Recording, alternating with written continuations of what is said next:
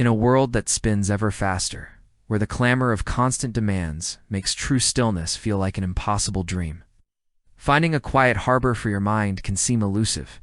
But what if the key to unlocking a profound, unwinding peace, that gentle drift into restful slumber, wasn't found in a frantic search, but in the soft, deliberate rhythm of a forgotten, ancient chore? Welcome, weary traveler, to a quiet corner where history whispers its most soothing secrets. Today we journey back to a time when life moved with an entirely different pace, to explore something so ordinary, yet so profoundly calming: the slow, methodical art of medieval laundry folding. You're about to experience history not as a grand narrative of kings and battles, but as a gentle, repetitive melody designed to lull your mind into a state of deep relaxation. By the end of our time together, you'll understand how even the most mundane tasks can hold the key to an unparalleled tranquility.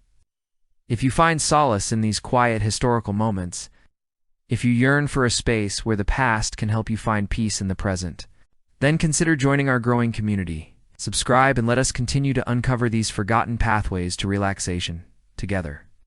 Now, let us draw a breath, quiet our modern minds, and turn our attention to the simple, soft rustle of linen and wool under the patient hands of a medieval laundress.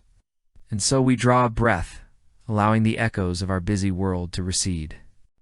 As we gently turn our attention to the soft, simple rustle of fabric, our journey into the quiet rhythms of medieval laundry begins, not with the strenuous washing, but with the aftermath, the meticulous, almost reverent process of preparing the clean, damp linen for its next chapter of usefulness. Imagine, if you will, the cool, crisp sensation of a freshly laundered linen sheet, now waiting to be transformed by patient hands. Linen, in the medieval world, was more than just cloth. It was a testament to immense labor, a symbol of cleanliness, and an intimate part of daily life. Derived from the resilient flax plant, its creation was a long, arduous dance with nature. From the planting and harvesting, through retting, a process of rotting to separate fibers, to scutching, spinning, and finally weaving. Each thread, each wovenage, held the story of human effort, making its care a matter of profound respect.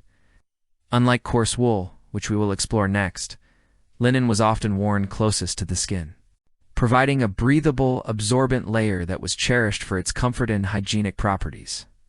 It was the fabric of the bed, the table, and the undergarment, making its careful smoothing and folding not just a chore, but an essential act of preservation and preparation. Before any thought of folding could begin, the linen would have passed through the ritual of washing. Picture a brisk morning, perhaps by a clear river, or beside a large wooden tub filled with water, laboriously heated over a fire. The rhythmic thud of a washing bat against wet cloth, the scent of lye soap, the brisk rinsing and flowing water, or the countless changes of fresh, clean water. Then the drying, laid out on sun-warmed grass, stretched over low bushes to catch breeze, or draped across lines strung between trees.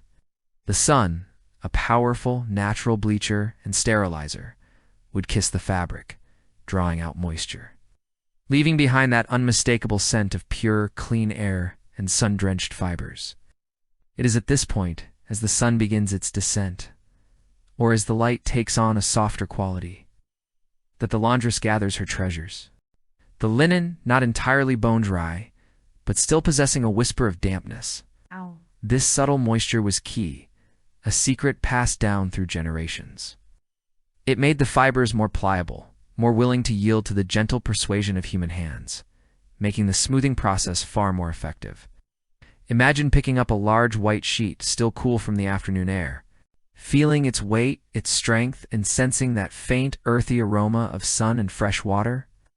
This is the canvas upon which the art of smoothing and folding truly begins. The laundress would seek out her chosen workspace, perhaps a large, smooth wooden table, scrubbed meticulously clean, its surface worn smooth by countless similar tasks. Or, in a grander household, a cool, polished stone slab, offering a firm, unyielding base.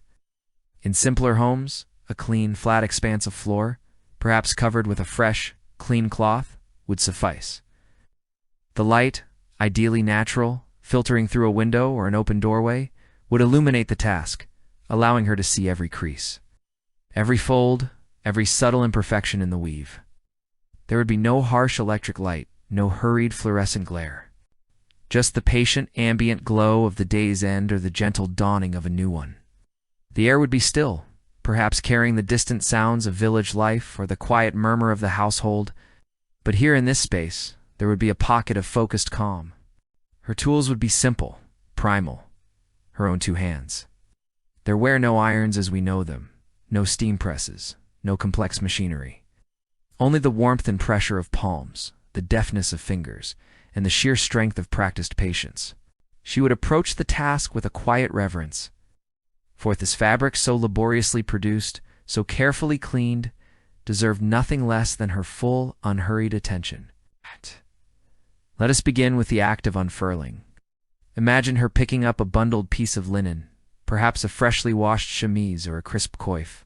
With a gentle shake, the fabric would unfold, releasing a soft, whispery sound, like a sigh. She would lay it flat upon the chosen surface, taking care to align its edges, allowing the cloth to settle, to stretch out. There would be no rushing, no tossing. Each movement would be deliberate, respectful of the fabric's integrity. Then comes the initial sweep, the first communion between hand and cloth. Her palms, open and flat, would begin at the center of the fabric, pressing down with a firm yet gentle pressure. Slowly, deliberately, her hands would glide outwards, pushing away the air trapped within the folds, coaxing the major ankles to surrender. Visualize this movement, smooth, flowing, repetitive. A long, exhaling stroke from the center, first towards one edge, then back to the center, and towards the opposite. Then, from the middle, reaching towards the top and 10th bottom. It is a dance of pressure and release, a quiet conversation between the laundress and her linen. You can almost feel the coolness of the fabric beneath your own hands. The slight resistance as the creases begin to flatten, the growing smoothness under your touch. She would work methodically, section by section. For a large item like a bedsheet, she might first focus on one half, smoothing it meticulously before carefully drawing the other half towards her and repeating the process. Her fingers would trace the seams, gently pressing them flat, feeling for any stubborn bumps or puckers. Hems, often thicker and more prone to creasing, would receive special attention. Her thumbs working along their length, flattening and refining. If there were any delicate embroideries, her touch would lighten, guiding the fabric around the raised threads, ensuring they lay smoothly without being crushed. The slight dampness of the linen is crucial here. As her hands glide across the surface, the subtle moisture helps to relax the fibers, making them more amenable to lying flat. It's a natural form of ironing, achieved not by heat, but by patient, continuous pressure. You might even imagine the faint, almost imperceptible warmth generated the friction of her palms against the fabric, aiding in this gentle transformation. The process is not about brute force, but about coaxing, about persuading the cloth to adopt a state of serene flatness. Observe her movements, the fluid grace born of countless repetitions. There is no tension in her shoulders, no hurriedness in her hands. Each stroke is an act of focus, drawing her deeper into the present moment. The rhythmic sweep, sweep, sweep. It becomes a Kindaf meditation, a quiet internal chant. The world outside the laundry room, with its worries and demands, begins to fade, replaced by the immediate tactile reality of the linen. The visual transformation is subtle but satisfying. A rumpled, Ow! soft expanse gradually becomes a taut, smooth surface, ready for its precise folds. The light catches the subtle sheen of the linen as it flattens, reflecting a quiet victory over the fabric's natural inclination to wrinkle. This smoothing by hand wasn't just about aesthetics. It was a fundamental part of linen care. Wrinkles, if left untreated, could weaken the fibers over time, creating potential points of wear and tear. A neatly smooth surface meant a longer life for the fabric, a crucial consideration in a time when every garment, every household textile represented significant investment in labor. So, each deliberate stroke was an act of preservation, an investment in the longevity of the precious cloth. Now, with linen smoothed to a state of quiet submission, the true art of folding begins. Each type of linen item, from the most intimate undergarment to the largest bedsheet, had its own specific practical folding method, designed for efficient storage and easy retrieval. These weren't arbitrary choices, but evolved techniques perfected over generations to make the most of limited space and ensure the fabric remained in pristine condition. Let us first consider the undergarments, the chemises and shifts that lay closest to the skin. These were often simple, tunic-like garments, sometimes with long sleeves, sometimes shorter. The laundress would lay the smooth chemise flat on her table, its body spread out, its sleeves extended to thigh sides like welcoming arms. First, she would likely fold one side of the garment inward, bringing the outer edge of the body towards the center line, creating a long, narrow rectangle. The sleeve, now protruding, would then be folded by coupon itself, perhaps once or twice, to lie neatly within the boundaries of the folded body.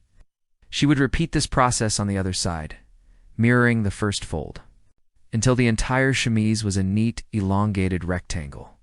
Finally, this rectangle would be folded in half, or perhaps in thirds, depending on its length and the desired size for stacking. Imagine the precision, the careful alignment of edges, the gentle patting down of each new fold to ensure its crispness.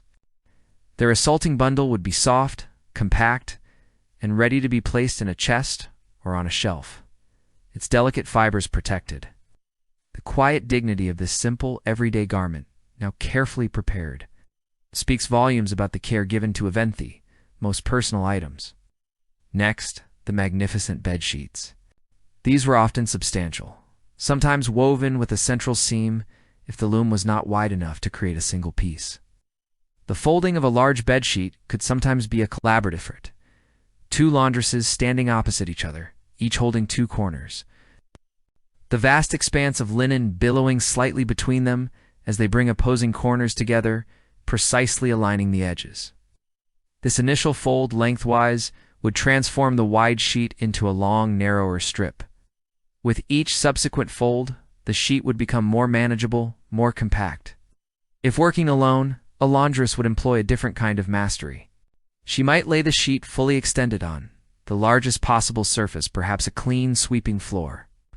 She would then meticulously bring one long edge to meet the other, creating a perfectly aligned fold down the center. This might require walking along the length of the sheet, gently pulling and smoothing, ensuring there are no puckers or misalignments.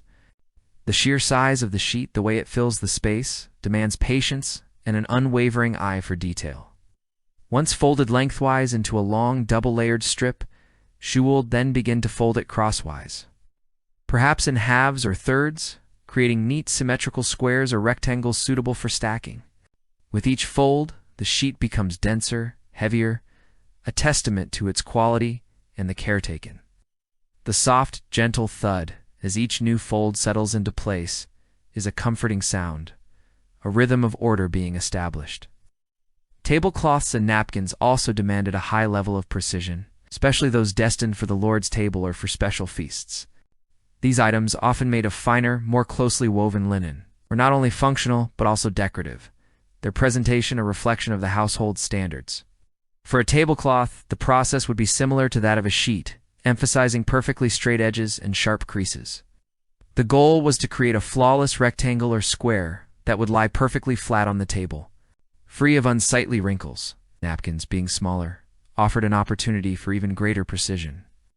After smoothing, each napkin would be carefully folded into a precise square, perhaps by bringing opposite corners together to form a triangle, and folding that triangle in on itself, or by a simple series of half folds until a neat, compact square was achieved. Sometimes, for very formal settings, napkins might even be slightly starched to give them a crisper, more sculptural quality, and then folded into intricate shapes, though this was less common for everyday use. But even the simplest folded napkin, with its crisp edges and smooth surface, spoke of diligent hands and an appreciation for order. The feel of that fine, cool linen, ready to grace a medieval feast, is a tangible link to a world that valued meticulous preparation. Then there were the various forms of headwear, coifs for everyday wear, wimples for modesty, veils for religious orders. These smaller, often more delicate pieces of linen required a light, careful touch. Coif, a simple cap that covered the hair, might be smoothed and then gently folded in half, then in half again, creating a small, neat square or rectangle. Wimples, often long strips of linen draped around the face and neck, would be folded lengthwise multiple times, then rolled or folded into a compact form, ensuring the fabric remained uncreased and ready to be donned. These intimate pieces of attire, so close to the face, demanded a particular gentleness in their preparation, almost whispered rustle of these smaller, finer linens under the laundress's hands would be a testament to her delicate skill. As each item is smoothed and folded, there is a consistent rhythmic play, the reaching for the next piece, the unfurling, the sweeping motion of the hands, the precise alignment of edges, the settling of the fabric into its new, compact form. It is a slow, unhurried dance, each step leading naturally to the next. The laundress might arrange the folded items into uniform sizes, creating neat, symmetrical stacks. This stacking fold wasn't just for tidiness, it was practical. Uniformly folded items fit better into chests, on shelves, or in cupboards, maximizing storage space and preventing the formation of new wrinkles from uneven pressure. Imagine the satisfaction of seeing a growing pile of perfectly folded linen, a testament to hours of patient work, each piece a small victory of order over chaos. The sounds in this quiet space would be minimal. The soft rustle of the linen as it unfolds and settles, the gentle whisper of hands gliding over fabric, perhaps the distant creak of the house, or the faraway chirping of crickets as dusk descends. The air might carry the clean, fresh scent of laundered cloth, perhaps mingled with the faint aroma of dried lavender or rosemary, herbs often used to deter insects when linen was stored. This olfactory detail adds another layer to the immersive experience, rooting us firmly in the sensory world of the past. This methodical practice, so deeply rooted in the daily life of medieval times, holds a profound meditative quality. The repetitive movements, the focus required for precision, the gentle touch of natural fibers, all combine to quiet the mind. There's no room for distraction, no space for anxious thoughts. When one is so fully engaged in the tactile world of the present moment, the act of smoothing out a wrinkle isn't just about the fabric, it's about smoothing out the internal landscape of the mind. Each careful fold is a step towards mental quietude, a small, deliberate act of bringing order to both the cloth and the consciousness. The hands are busy, the eyes are focused, and the mind, left with little else to occupy it, can begin to drift, to settle, to find a deep, unwinding peace. The satisfaction that comes from this work is a quiet one, not born of grand achievement, but of simple competence and diligent care. The sight of a perfectly folded stack of clean linen, we've watched the linen transform from a rumpled expanse to a crisp, compact form, each fold a deliberate act, each smoothed surface a testament to patience. We've journeyed through the tactile sensations, the quiet sounds, and the focused movements that define this simple yet profound art. The clean, cool feel of the linen, the hands, the meticulous alignment of each edge, the silent satisfaction of a task perfectly completed. These elements conspire to gently lull the mind, inviting it to release its hold on the day's demands. The linen, now neatly folded, rests in its organized stacks, awaiting its turn in the storage chests, a subject we will soon explore. But for now, let this image of serene order, of soft, clean fabric, settle into your mind. Feel the last whisper off the crisp, smooth linen, the faint scent of sun and diligent care. Let the memory of these slow, deliberate actions prepare your own mind for a similar settling, a quiet unfolding into the embrace of restful stillness. The world of rough woolens and their unique care awaits us next.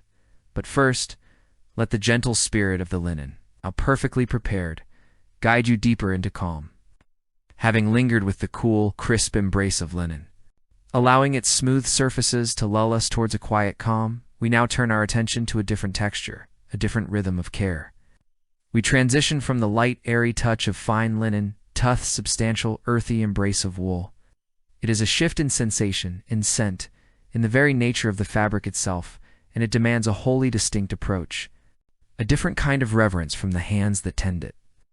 Imagine, if you will, the gentle weight of a woolen garment, perhaps a thick cloak, a warm blanket, or a sturdy tunic.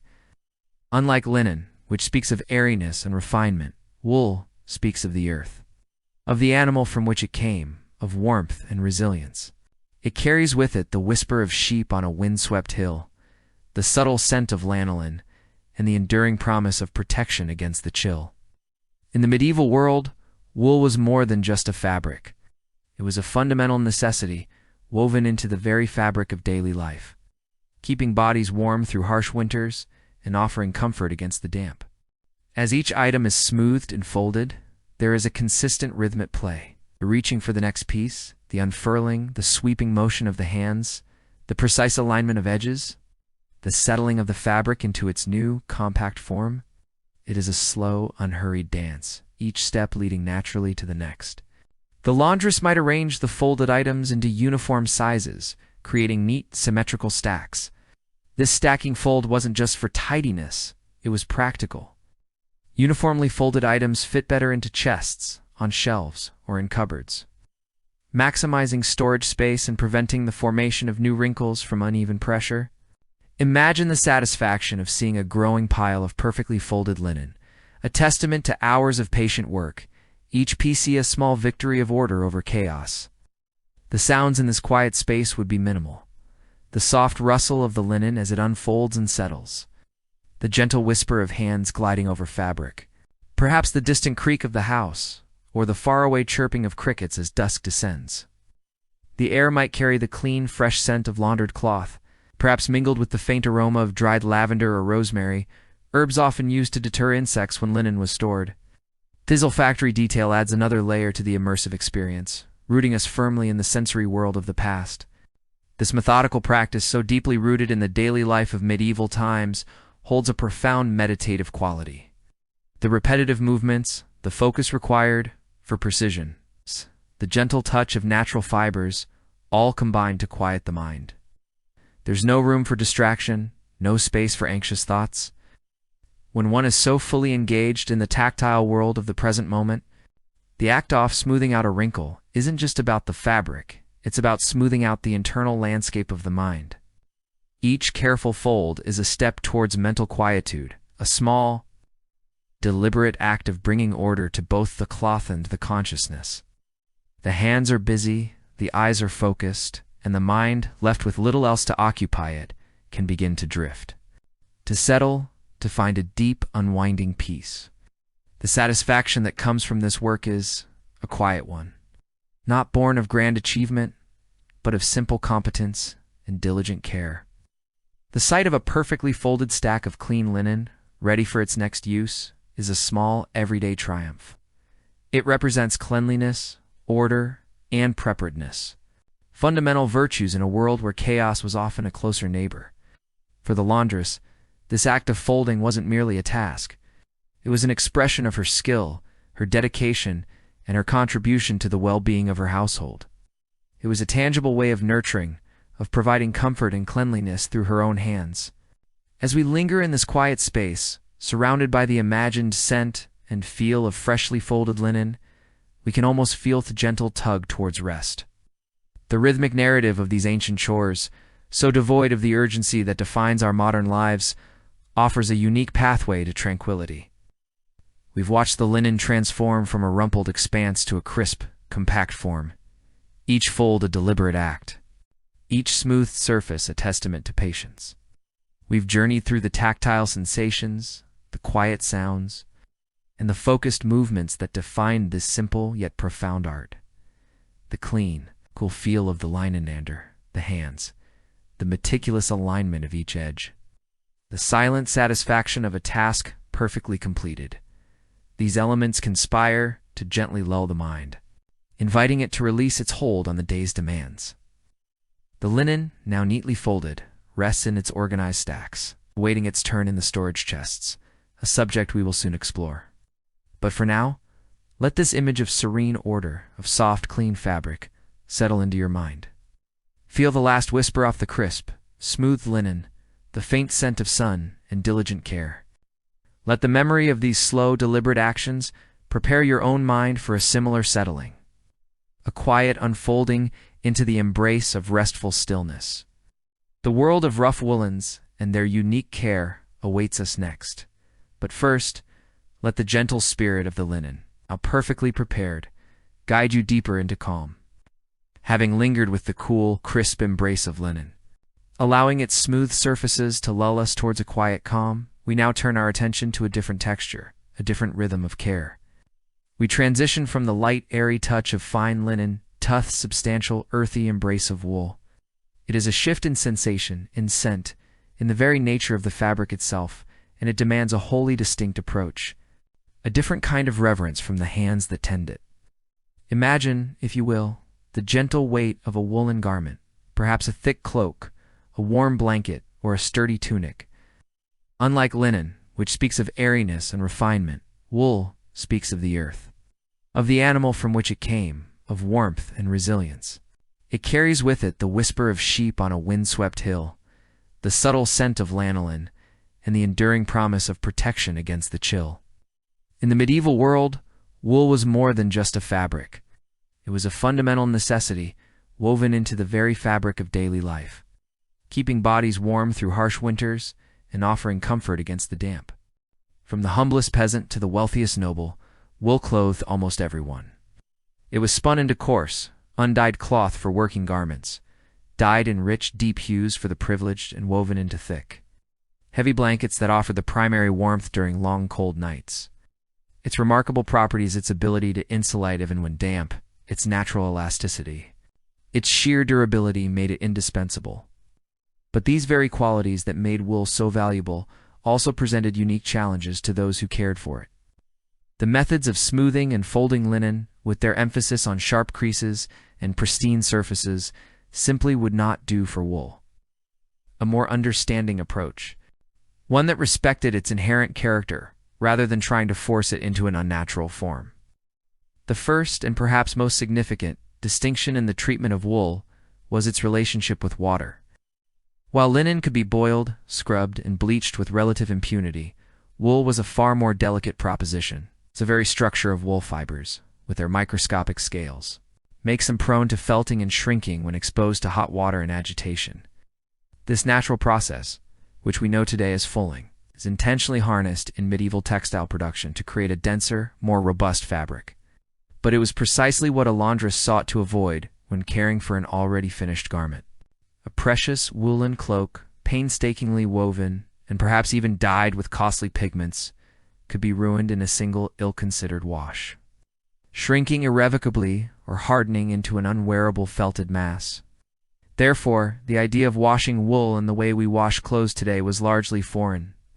A medieval laundress did not typically immerse an entire woolen garment in a vat of water and soap. Instead, her care for woolens was a meticulous ballet of preservation, focused on spot cleaning, airing, brushing, and beating methods designed to refresh and maintain the fabric without compromising its integrity. Imagine the laundress, her hands moving with a seasoned wisdom born of generations of practical knowledge. If a woolen garment was soiled, her first approach would be to address the specific spot. For mud or dry dirt, a stiff brush would be employed, gently working the bristles over the affected area to dislodge the grime. The goal was to remove the foreign matter without driving it deeper into the fibers or wetting the wool unnecessarily. For greasy stains, fuller's earth, a natural absorbent claim, I'd be sparingly applied. This fine powder, with its remarkable capacity to soak up oils and fats, would be sprinkled onto the stain, left to sit for a time, perhaps overnight, and then carefully brushed away. It was a patient process, relying on absorption rather than aggressive washing, a quiet alchemy of earth and fiber. Even when a more thorough cleaning seemed absolutely necessary, it was often a localized affair. Perhaps a small section of a cloak, say the hem that had dragged through a muddy path, would be carefully moistened with cool water and a very mild, weak solution of lye soap, applied with a soft cloth or sponge.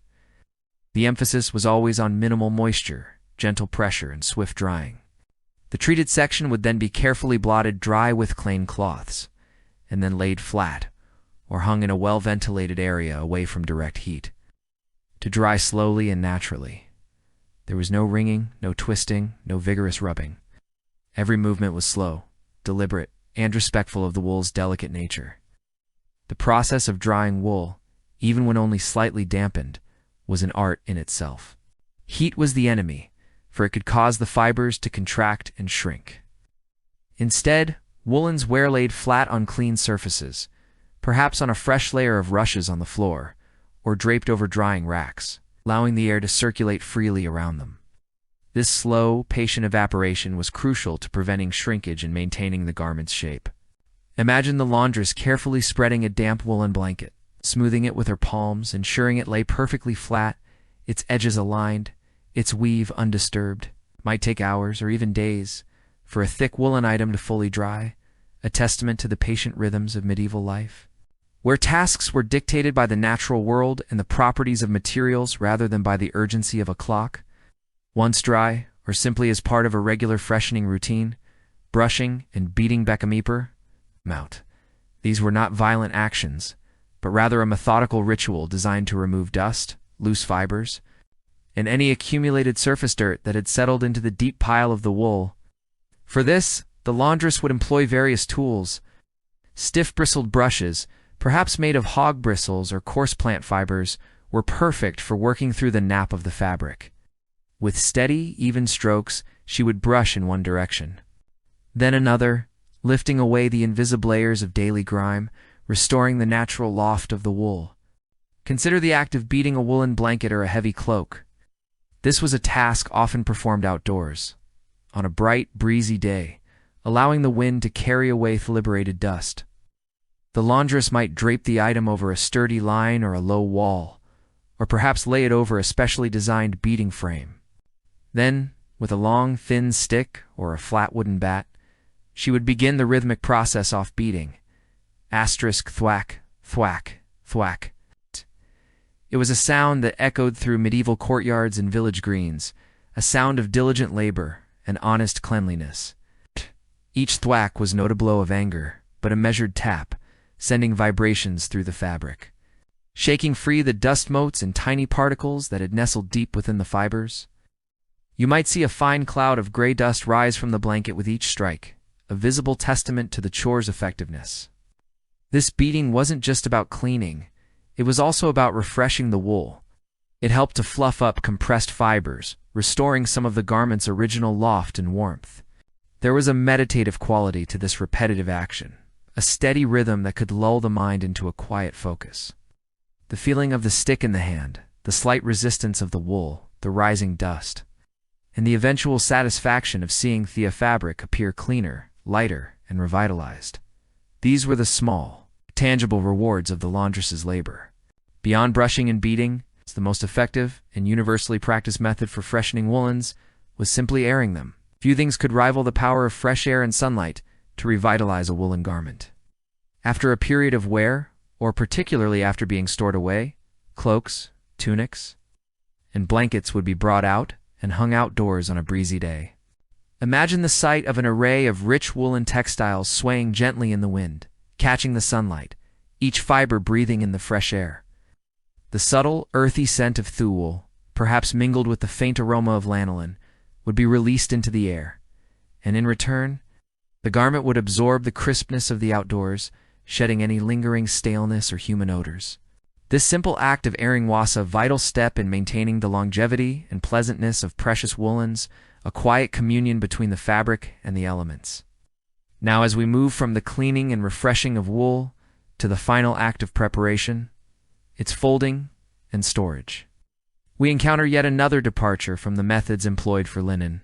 With linen, the goal was often a crisp, flat surface, sharp creases, and a compact, elegant stack.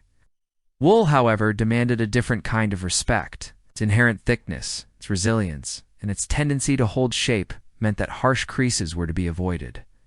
A sharp crease in wool could become a permanent indentation, marring the fabric, or worse, creating a weak point where the fibers might eventually break. Thus, the folding of woolens was a gentler, more forgiving process. For large items like blankets or heavy cloaks, the goal was to create broad, soft folds that would preserve the garment's shape without creating sharp, destructive lines. Imagine the laundress carefully laying a blanket flat, perhaps on a large table or a clean floor. Her hands would smooth the surface, not to eliminate every wrinkle, but to ensure the fabric lay evenly. She might then fold it in half lengthwise, then in half again, creating a thick, rectangular block. Or, for particularly heavy blankets, she might opt for a roll, carefully rolling the blanket tightly from one end to the other, creating a dense, cylindrical form. This method was excellent for preventing creases altogether, and was especially useful for storing items that could be frequently used. The rolling action helped to maintain the loft of the fibers, keeping the blanket feeling plump and warm. When handling cloaks or gowns, the folding became a little more intricate, but still focused on softness. Sleeves might be gently folded in towards the center, and then the whole garment folded lengthwise a couple of times, or perhaps draped over a padded hanger ifsock. A luxury was available. The aim was to support the garment's structure, to prevent it from collapsing under its own weight or developing unsightly bulges and creases. The laundress would use her hands to gently press and shape the folds, but never with the same forceful creasing she might apply to a linen sheet. It was a tactile conversation with the fabric, understanding its give, its weight, and its inherent resistance to being overly flattened. The feeling of these woolens in hands was vastly different from linen. It's a substantial weight, the often coarser texture, the springy resilience of the fibers. These all contributed to the unique experience of folding wool. Some wools might be remarkably soft, almost silken, while others would be quite scratchy and dense. The laundress, through years of experience, would learn to differentiate these textures, to feel the quality of the weave, and to adjust her handling accordingly. There was a deep, almost primal satisfaction in bringing Ordardo these warm, protective textiles, preparing them for their next use, knowing they would offer comfort and shelter. However, the storage of woolens presented a unique and persistent challenge, one that required constant vigilance. Pests, moths, silverfish, and other insects, found wool an irresistible feast. A carefully stored woolen garment, left undisturbed for too long, could emerge from its chest riddled with holes, its fibers devoured by unseen enemies. This was not merely an aesthetic issue. It was an economic disaster, as woolens represented significant investment in labor and materials. Therefore, medieval laundresses and household managers developed a variety of strategies to protect their precious woolens. One of the primary defenses was regular inspection and airing, simply taking items out of storage, shaking them, brushing them, and airing them out in the sun and wind could disturb any nascent infestations and make the wool less attractive to pests. The movement and light were often enough to deter moths from laying eggs. In physical disturbance, herbs played a crucial role. Fragrant plants with insect-repelling properties were carefully dried and placed among the folds of stored woolens. Lavender, with its sweet, calming scent, was a popular choice, as were more pungent herbs like wormwood, pennyroyal, or even cedar chips if available. Imagine the laundress carefully gathering bundles of dried herbs, perhaps tying them in small linen pouches, and tucking them thoughtfully into the folds of blankets and cloaks before placing them in chests. The subtle aromatic perfume would infuse the wool, creating a protective barrier and leaving a pleasant, if sometimes earthy, scent. This was a form of preventative magic, a belief in the power of nature to protect and preserve.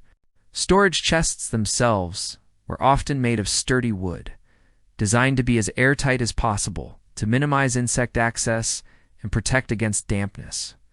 These coffers, sometimes beautifully carved, were not just furniture. They were fortresses for valuable textiles. Woolens might be laid flat or rolled, sometimes interleaved with clean linen sheets or layers of plain, unbleached fabric to add an extra layer of protection and absorb any residual moisture.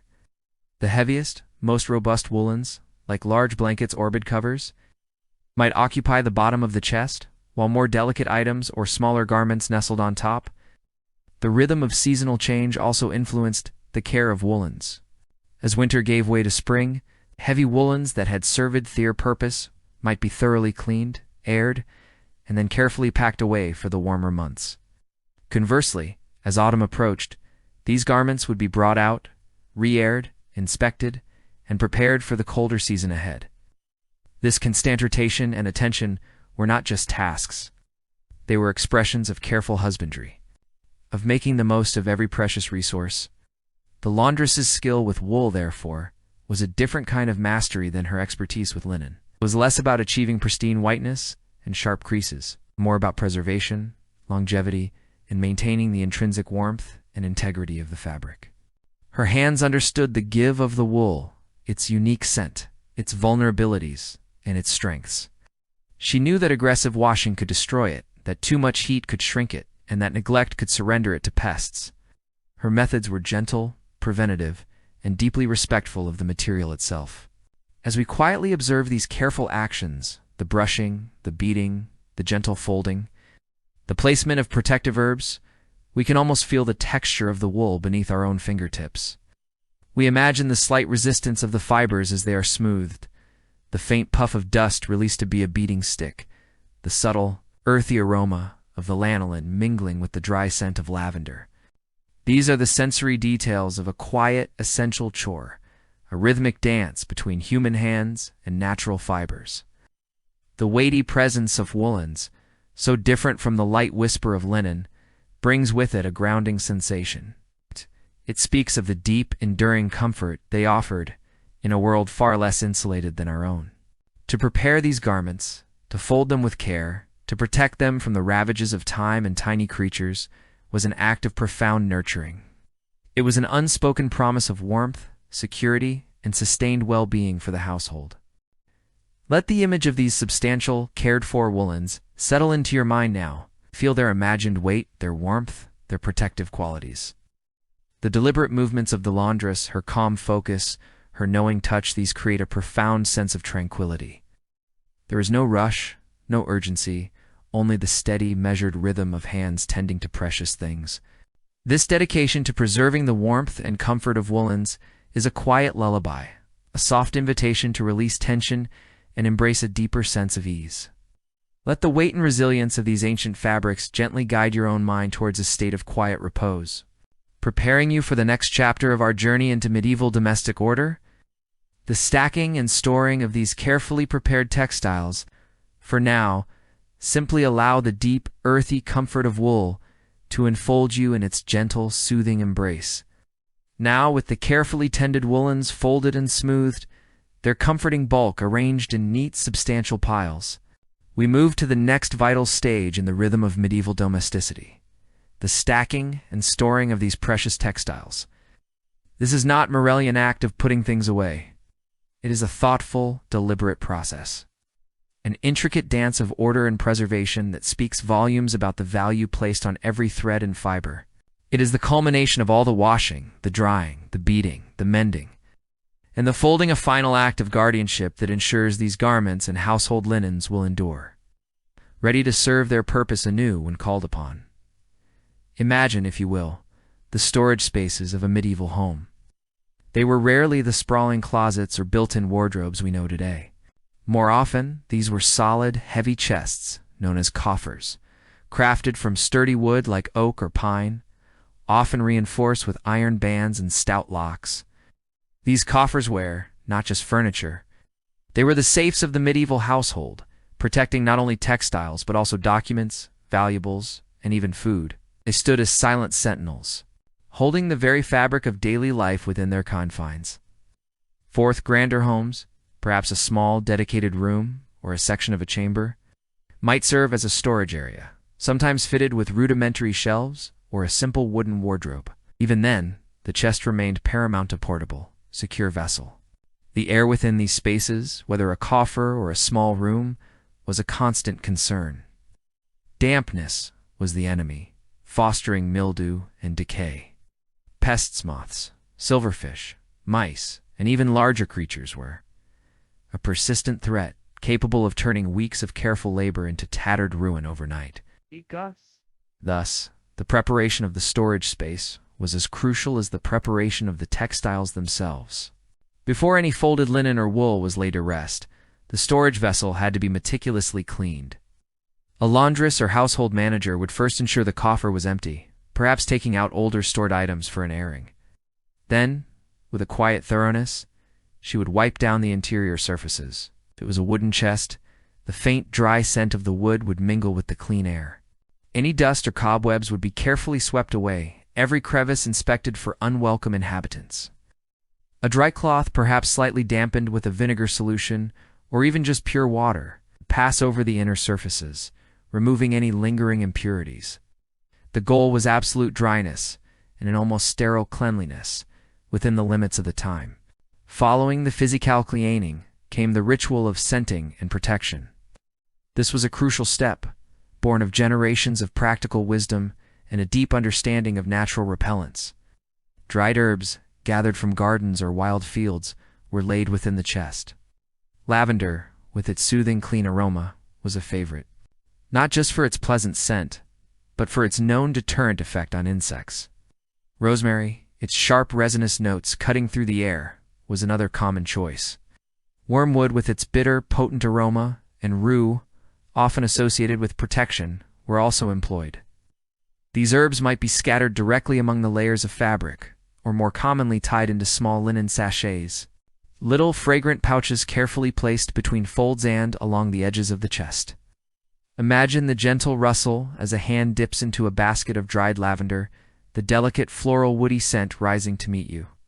Picture the small, carefully stitched linen bags, perhaps embroidered with a simple cross or an initial, filled with these protective botanicals. These weren't just about warding off pests. They imbued the stored textiles with a subtle, fresh aroma that belied the often stale air of confined spaces. It was an act of quiet magic, transforming a utilitarian object into a fragrant sanctuary for the household's most essential possessions. Sometimes even small slivers of cedar wood, if available, would be placed within the chest. Pungent aroma, another natural barrier against the hungry appetites of moths and other destructive creatures. And so, with the chest clean and sweetly, subtly fragrant, the actual stacking could begin. This was a methodical process, guided by an understanding of weight, texture, and frequency of use. Heavy, infrequently used items would typically be placed at the bottom, forming a stable foundation. Imagine substantial wool blankets, perhaps folded twice over to fit the dimensions of the coffer, laid flat and even. Their considerable weight would settle firmly, creating a cushion for the lighter layers above. Then perhaps the larger outer garments of thick wool cloaks. The heavier tunics would follow, each carefully smoothed and settled into place, their folds preserved from the earlier stage of laundry.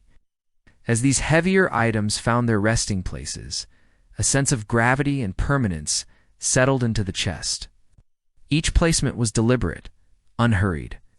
There was no forceful pressing, gore, cramming, for that would undo the meticulous folding and create stubborn creases. Instead, it was a gentle lowering, a careful adjustment, ensuring that the fabric lay flat and unburdened. Between these layers, more of the fragrant sachets might be tucked, little pockets of aromatic defense. The air around the opening of the chest would be filled with a complex scent. The earthy tones of aged wood, the clean breath of linen, the distinctive aroma of wool's lanolin, the bright, comforting notes of lavender and rosemary. As the stacking progressed upwards, the items would generally become lighter and more frequently accessed. Linen sheets, perhaps bleached to a pale cream or brilliant white through repeated washings and sun-drying, would come next.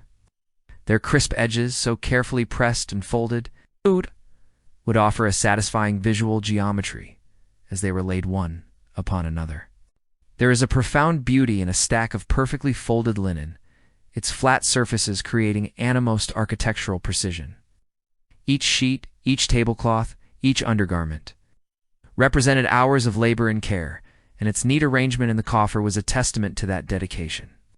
The laundress might even pause for a moment, running her hand gently over the smooth top sheet, appreciating the cool, dry feel of the fabric beneath her palm. Shirts and shifts, delicately folded to protect their seams and necklines, would then be arranged. Perhaps the finest of these, intended for special occasions, would be placed closer to the top, so they could be retrieved without disturbing the entire stack. For those of higher status, delicate silks or embroidered garments, rare and costly, would be given pride of place, often wrapped in an additional protective layer of clean linen to shield them from friction and dust.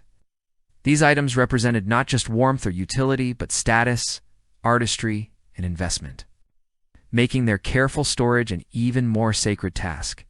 The arrangement within the chest was also practical. It accounted for the need for air circulation. While the goal was to keep pests out, It was also important not to pack items so tightly that the fabric could not breathe. Overly compressed textiles could develop permanent creases, weaken their fibers, and even retain a musty odor. So, there was a judicious balance of items to utilize the space efficiently, but enough give to allow the fabrics to rest comfortably, unconstrained. The lid of the coffer, once closed, would fit snugly, sealing in the carefully arranged contents, protecting them from the dust and light of the room. Consider the sensory details of this moment. The creak of the heavy wooden lid as it is slowly lowered into place, the soft thud as it settles into its final position, perhaps engaging a sturdy latch, the subtle shift in the room's acoustics as the solid wood once again encloses its contents. For the laundress or the mistress of the house, this closure was a moment of quiet triumph. It signified the completion of a long and demanding cycle of work, the successful preservation of vital household goods, and the establishment of a serene domestic order. This rhythm of stacking and storing was not just a seasonal chore, it was an ongoing practice. As garments were worn and laundered, they would return to their designated places, reinforcing the order. But there were also larger seasonal shifts. As winter approached, the heavier woolens thought had been aired out and perhaps stored in a less accessible place would be brought forth, their comforting weight and warmth a welcome promise against the biting cold. Conversely, with the arrival of spring, heavy cloaks and thick blankets would be carefully laundered, aired, and then put back into long-term storage, often with a fresh array of protective herbs. This seasonal rotation was a significant event, a practical manifestation of the turning year. Imagine the careful hands unlatching a chest that had not been opened for months. The subtle release of trapped air carrying the concentrated scent of dried lavender and old wool. The slow reveal of the items within, perhaps still bearing the faint imprint of their neighboring textiles. Each garment was inspected for any signs of damage or infestation. A vigilant check that was part of the ongoing battle against the elements and the relentless march of time. This constant vigilance was an inherent part of medieval textile care. Moths, in particular, were a relentless adversary. Their larvae, tiny and insatiable, could devastate a woolen garment or a precious fur in a surprisingly short time. Hence the elaborate measures, the beating, the brushing, the airing, the array of aromatic herbs. It was a war waged with patience, natural remedies, and meticulous attention to detail. Every time a chest was opened, every time an item was retrieved or put away, it was an opportunity to confirm that the defenses had held.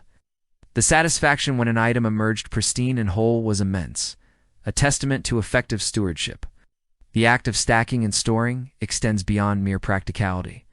It is deeply imbued with symbolic meaning.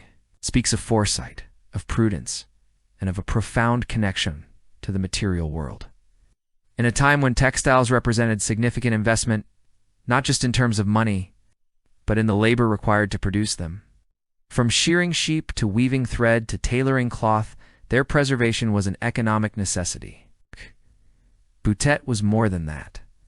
It was an act of care, an expression of the desire to maintain warmth, comfort, cleanliness for oneself and one's household. Its dedication to order, this quiet insistence on things having their proper place, creates a deeply calming effect. Imagine the visual satisfaction of opening a coffer and finding everything neatly arranged. Each stack straight, each fold crisp. There is no frantic rummaging, no crumpled chaos, only the serene geometry of well-kept textiles. This visual order translates directly into a sense of mental tranquility. When the physical world around us is organized and harmonious, our inner world often follows suit. The quiet hum of domestic order achieved through these deliberate, measured actions becomes a gentle balm for the soul. Think about the soundscape of this activity, the gentle whisper of linen as it settles into place, the soft, dull thud of a folded woolen blanket being laid down, the subtle creak of the wooden chest itself, the faint rustle of dried herbs. All these sounds are soft, muted, non-intrusive.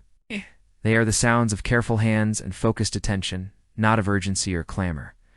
These sounds, like the movements, are rhythmic and repetitive, inviting the mind to slow down, to release external distractions, and to find a point of quiet focus. The physical sensation of handling these textiles, even through the imagination, is also deeply grounding.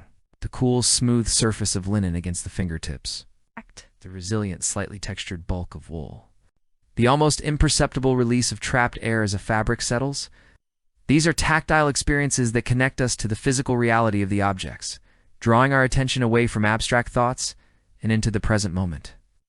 This connection to the tangible, to the real, is a powerful anchor for a restless mind. As the last item is carefully placed and the heavy lid of the coffer is gently closed, there is a finality, a sense of completion. The textiles are now at rest, protected, awaiting their next use. The space they inhabit, whether a sturdy chest or a small, humble cupboard, becomes a quiet treasury. It is a testamento, the cycles of labor and rest, of creation and preservation, that defined daily life in the medieval period. This deliberate process of stacking and storing, with its emphasis on order, cleanliness, and protection, offers a powerful metaphor for preparing our own minds for rest. Just as the laundress carefully arranges and safeguards the textiles, we too can organize our thoughts. Laying them down gently, releasing the anxieties and distractions of the day, and creating a serene internal space. The rhythmic movements, the sensory details, the calm focus all, these elements contribute to a profound sense of peace.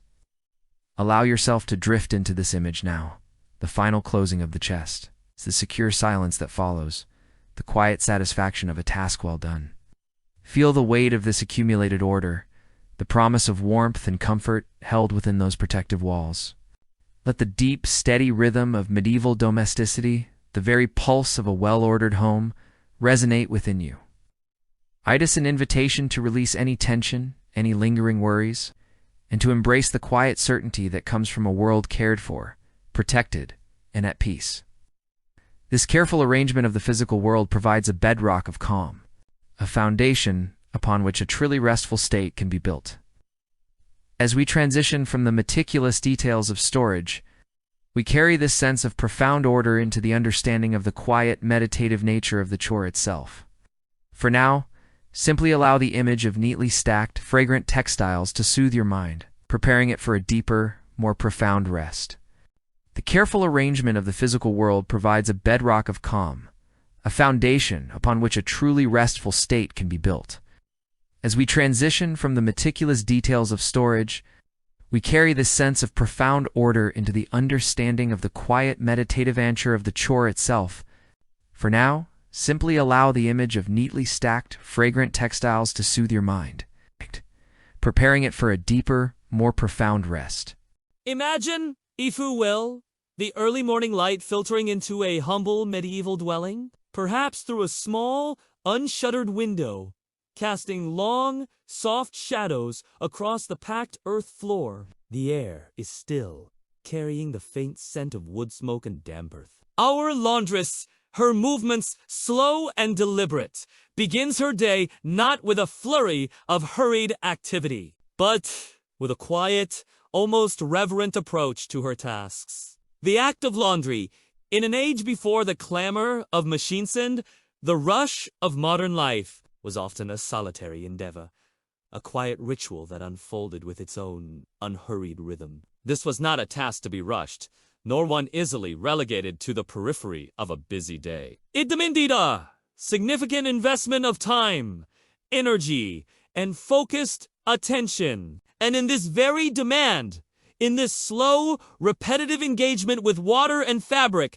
lay a profound, often overlooked, meditative practice. Consider the sheer physical engagement, the drawing of water, perhaps from a well or a nearby stream, a journey that itself instilled a sense of purpose and connection to the natural world. The feel of the bucket handle in the hand, the slight resistance of the water as it fills, the steady weight as it is carried back to the washtub. Each step is deliberate, each breath a part of the rhythm. Once the water is gathered, often warmed over a fire, the process truly begins. The garments, perhaps yesterday's worn tunics, yesterday's damp linens, are brought forth. There is no frantic sorting, no overflowing hamper to contend with. Each item is handled individually, its texture and weight a familiar presence in the hands. Before the scrubbing begins, there might be a pre-soak, the fabrics submerged in the water.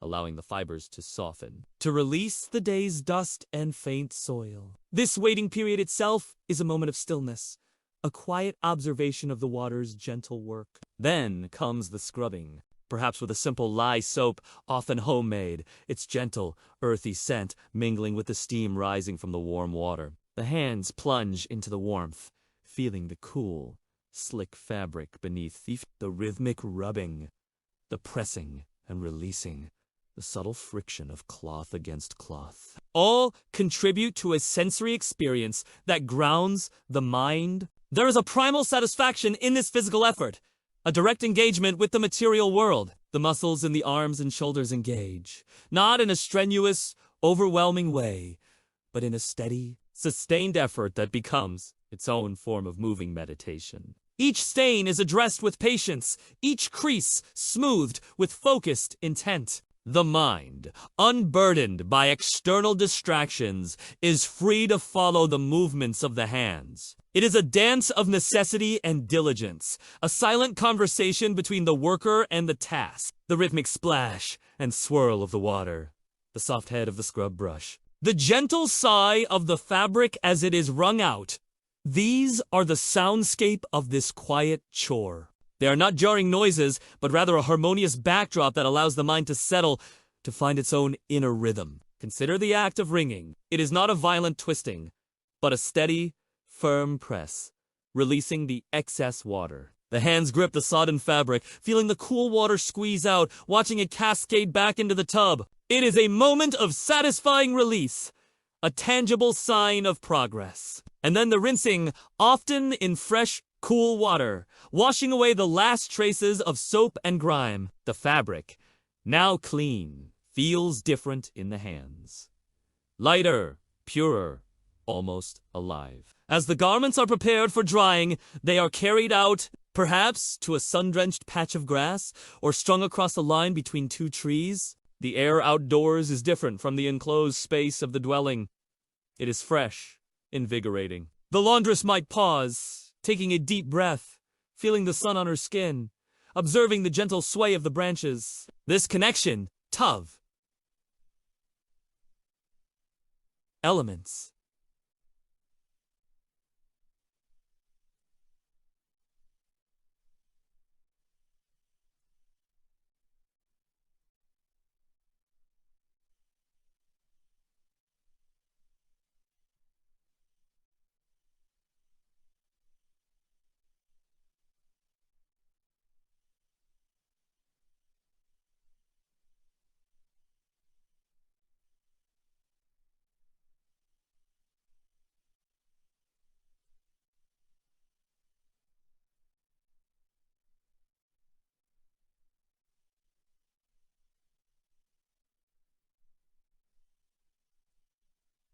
The gentle caress of the wind amplifies the meditative quality of the work.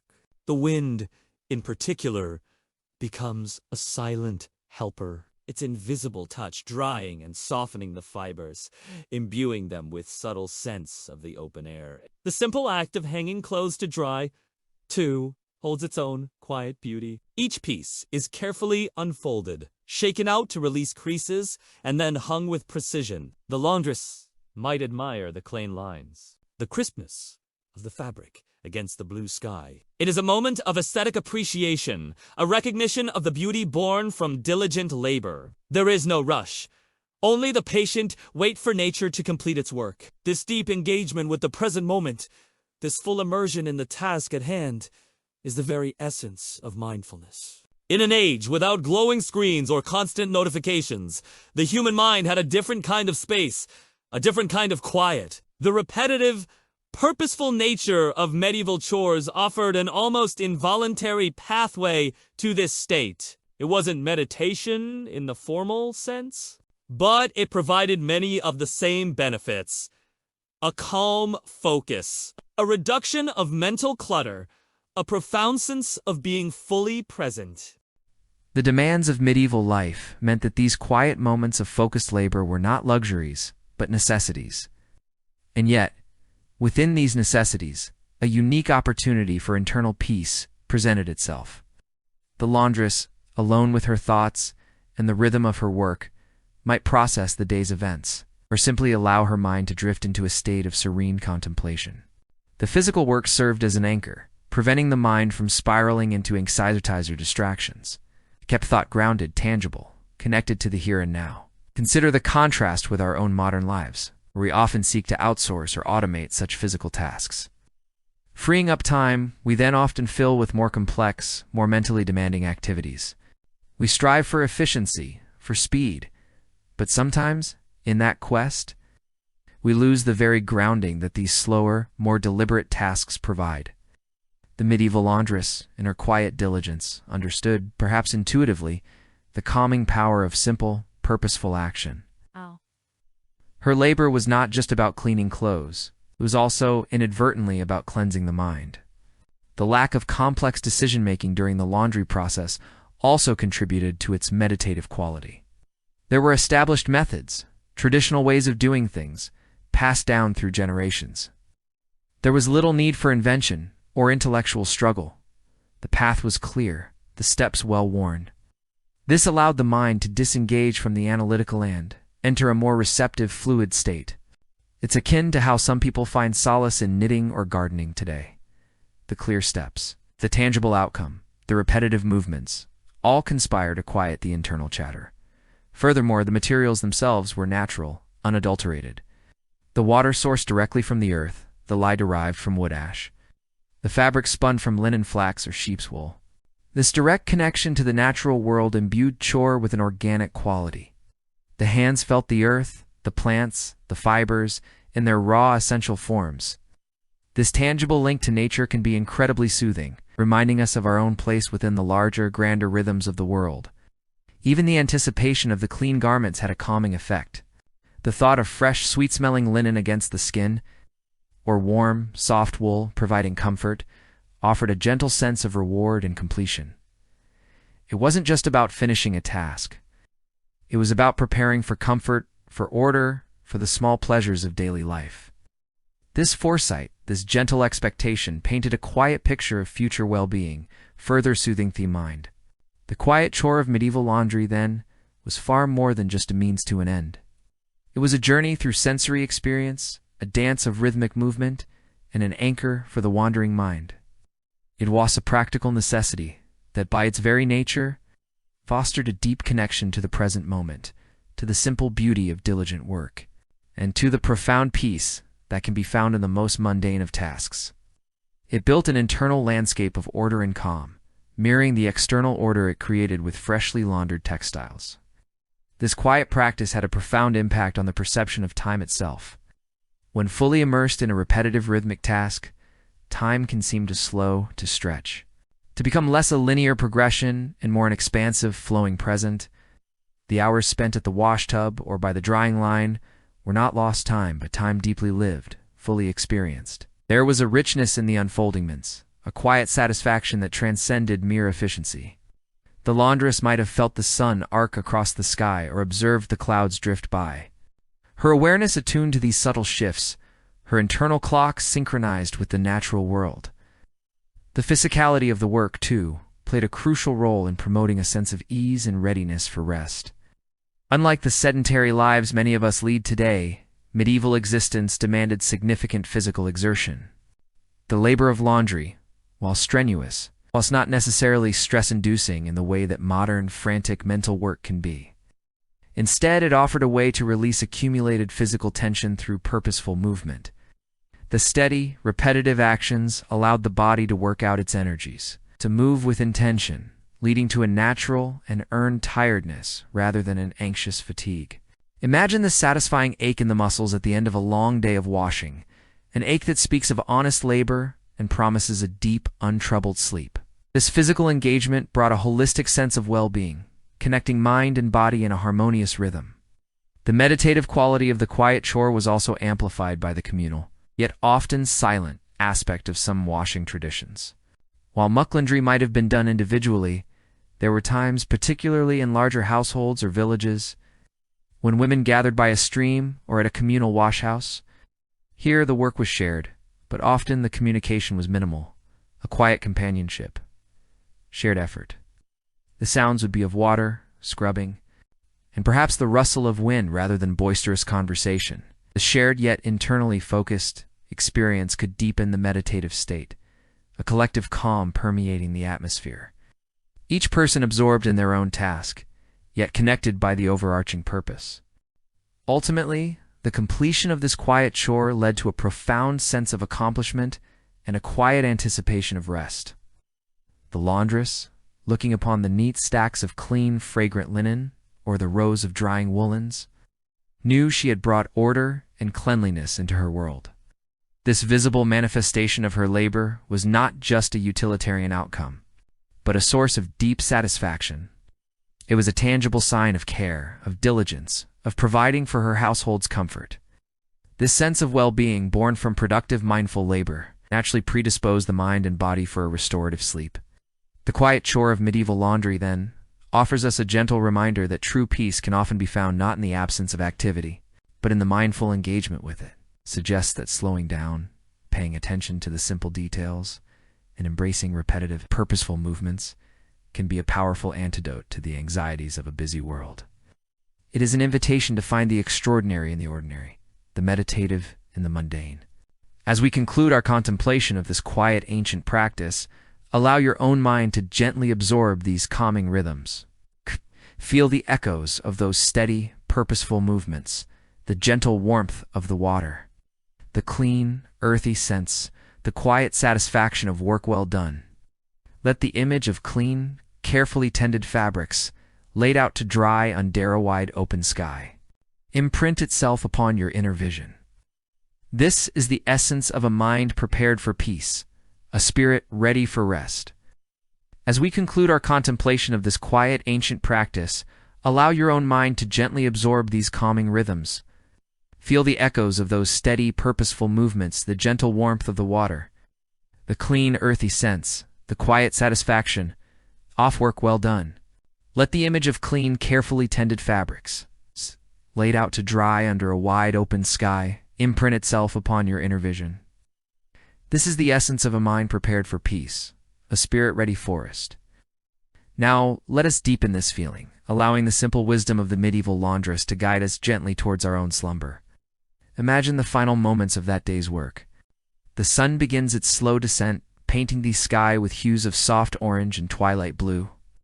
The last of the woolens have been carefully retrieved from the drying lines, their fibers plumped and softened by the open air. The final stack of linen, smooth and crisp, rests in its basket, emitting a faint, wholesome scent of sun and fresh water. Consider the hands that perform this work. They are not rushed, not frantic. They move with a practiced grace, a quiet efficiency born of countless repetitions. Each fold is deliberate, each smoothing motion a small act of care. There is no urgency here, only the steady rhythm of a task well understood, perfectly executed. Feel this stillness, this unhurried pace, settling into your own being. Let it slow your breathing, calm your thoughts. Picture the laundress as she surveys her completed work. A quiet sigh of contentment might escape her lips, not of exhaustion, but of deep satisfaction. The world around her feels ordered, clean, cared for. This feeling of order, this visible manifestation of gentle effort, translates into an internal sense of peace. It is the knowing that something essential has been accomplished, something that contributes to the comfort and well-being of her household and, by extension, herself. This quiet sense of accomplishment is a gentle lullaby for the soul, preparing it for the deep, restorative sleep it deserves. Let your imagination drift to the tactile sensations. Recall the feeling of cool, clean water against the skin as clothes are rinsed, the gentle resistance of wet fabric, then the comforting warmth as those same garments are dried by the sun and wind. Envision the smooth, cool surface of a freshly ironed linen sheet, perhaps still carrying a faint, sweet aroma of wood smoke from the nearby hearth, or the subtle perfume of dried lavender tucked away in a chest. Feel the soft, yielding texture of a woolen blanket, carefully fluffed and folded, ready to offer warmth on a cool night. These are not merely objects. They are vessels of comfort, imbued with the quiet energy of mindful labor. As you lie here, perhaps nestled in your own comfortable bed, Allow these sensory images to wash over you. There is no need to grasp at them, no need to analyze. Simply let them float in your mind, like gentle currents in a calm stream. The rustle of dry linen as it's folded, sound like soft, distant whispers. The faint, earthy scent of damp wool drying in the breeze. The visual of neat, orderly stacks, a testament to patient effort. Each detail is an invitation to release, to soften, to let go. The medieval approach to laundry, while born of necessity, inadvertently gifted its practitioners with a profound lesson in mindfulness and the art of slow living. In a world devoid of instant gratification, where every task required significant time and physical engagement, there was an inherent valuing of process. The unfolding of a day, the execution of a chore, is not something to be rushed through, but something to be inhabited fully. This is a powerful antidote to the anxieties that often plague our modern minds, a gentle reminder that true peace can be found not in the absence of activity, but in the mindful, unhurried engagement with it. Consider the quiet ritual of stacking and storing. Each item, now clean and fresh, is given its place. The heavy woolens, perhaps folded into generous squares, are laid carefully on a shelf, their natural lanolin offering a subtle, comforting scent.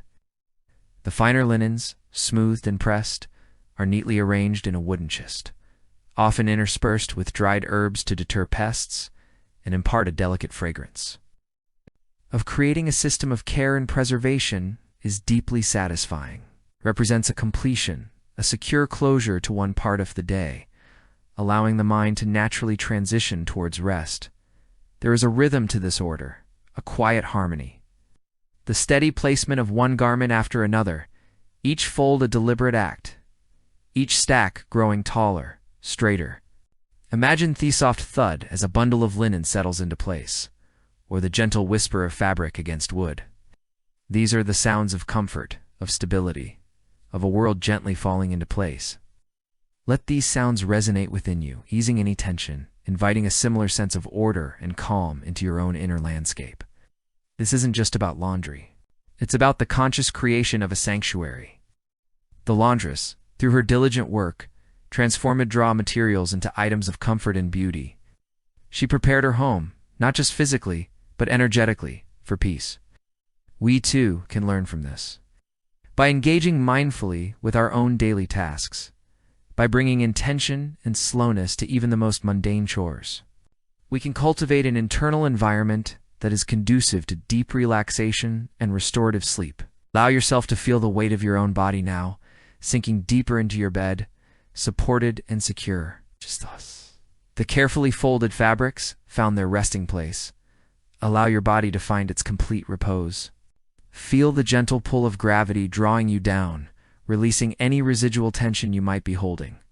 Begin with your feet, imagining any tightness in your toes, the soles of your feet, your heels, simply dissolving. Let the gentle warmth of the medieval sun, which dried those linens, now spread through your feet, softening and relaxing them. Feel them release, growing heavy, comfortable. Move your awareness up to your ankles, those joints that bear so much of our daily movement. Let them soften, unwind, releasing any stiffness. Then, gently, let this wave of relaxation move into your calves, feeling the muscles lengthen, loosen, up into your knees, allowing them to become soft, yielding.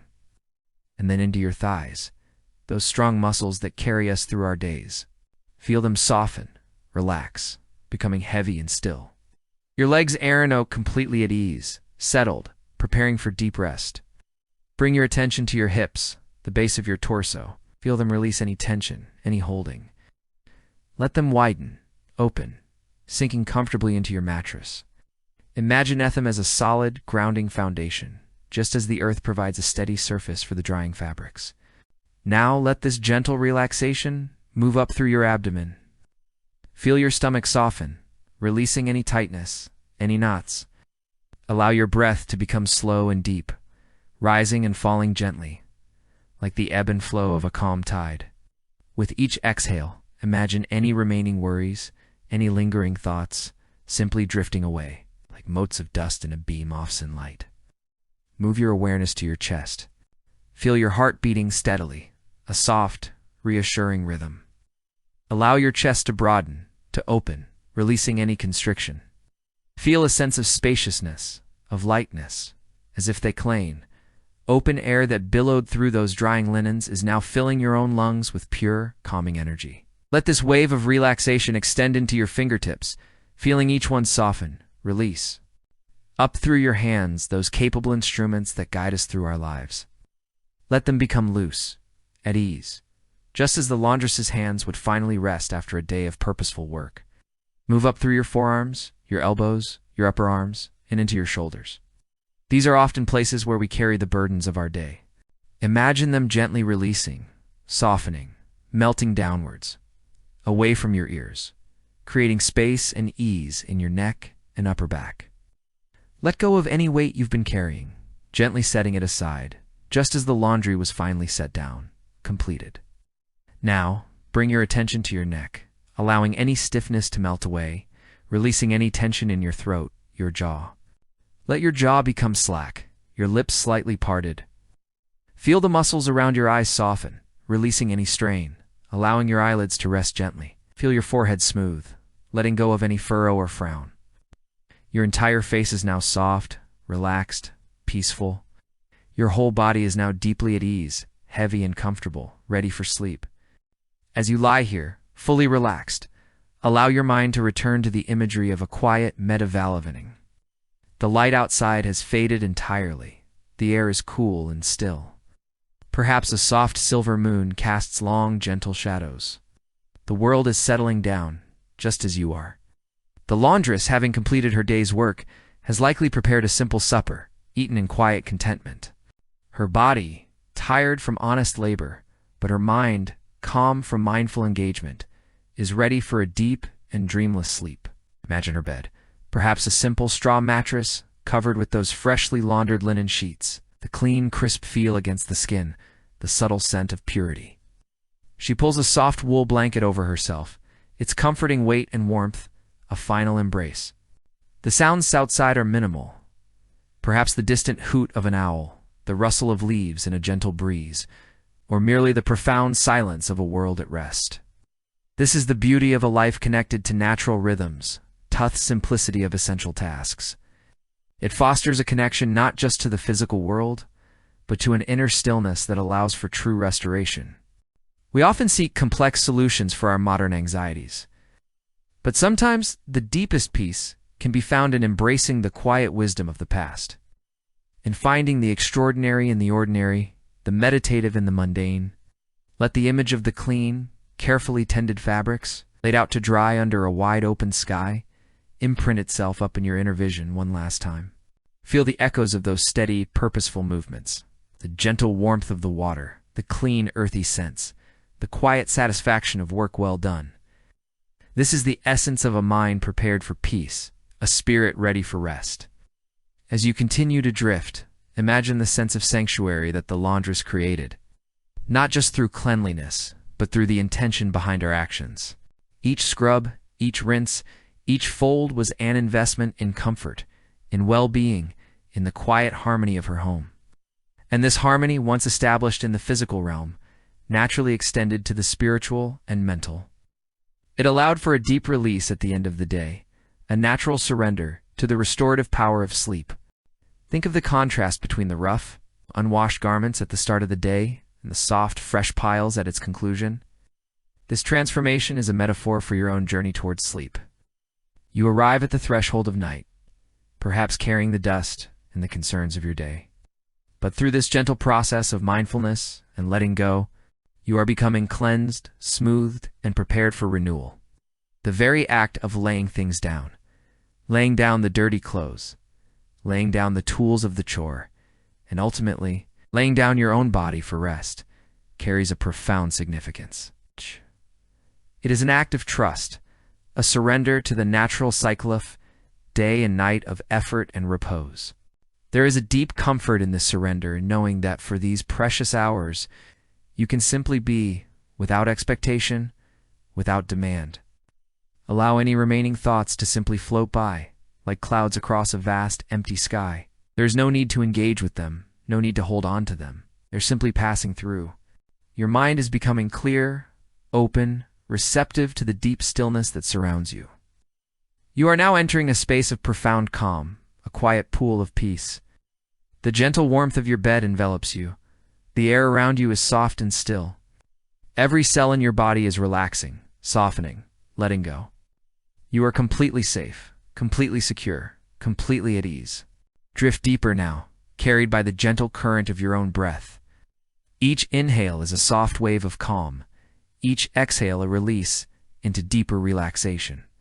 Imagine yourself enveloped in the softest, cleanest linen, tucked under the warmest, most comforting wool. You are completely cared for, completely nurtured. The journey we have taken through the quiet chore of medieval laundry has brought us to this moment, profound peace, has shown us that in the simplest acts, in the most humble of tasks, lies the potential for deep connection, for mindful engagement, and ultimately, for true rest. As you continue to sink into the embrace of sleep, carry with you the gentle wisdom of those quiet hands, the calming rhythm of their work, the peaceful satisfaction of a world brought to order. Let these images and sensations cradle you, guide you, and hold you as you drift into a deep, restorative, and peaceful slumber. May your dreams be as clear as fresh water, as soft as new wool, and as serene as a moonlit medieval night. Good night. Sleep well. May this quiet wisdom carry you through the night and into a peaceful dawn, bringing renewed clarity and calm to your waking hours.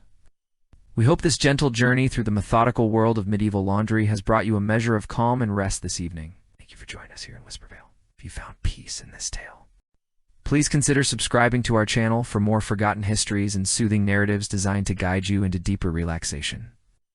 And if you are ready to explore another quiet corner of the past, you will find many more stories waiting for you on your screen. Until next time, take good care.